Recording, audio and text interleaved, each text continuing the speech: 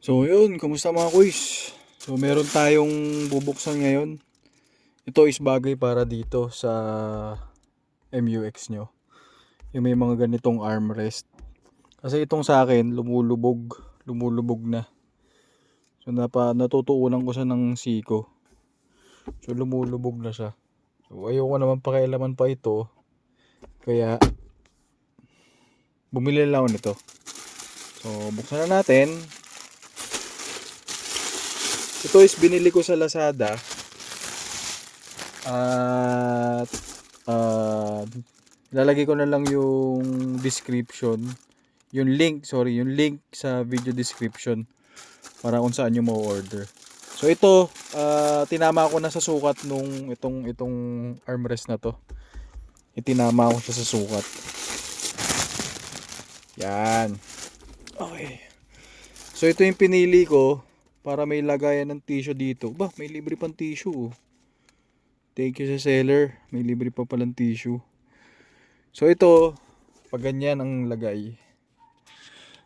Yan. So may lagayan ka ng cellphone dito. At meron kang extra cup holder or bottle holder. Tapos meron kang tissue. Na ito ang zipper. Yan. So ito siya, parang velcro din yata. Oo nga, velcro nga. Ayan o. So ayan siya. At meron din siyang ito, lagayan ng kung ano-ano, card, cellphone din.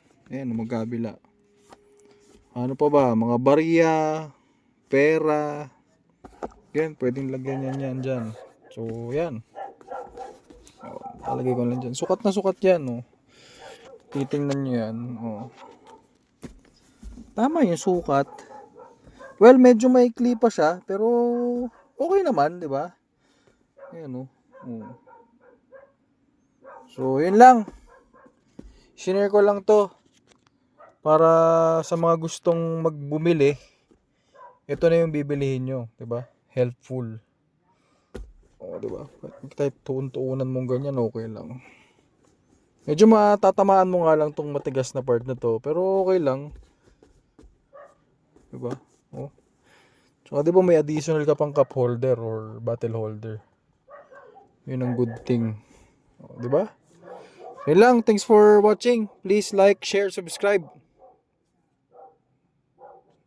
Bye-bye.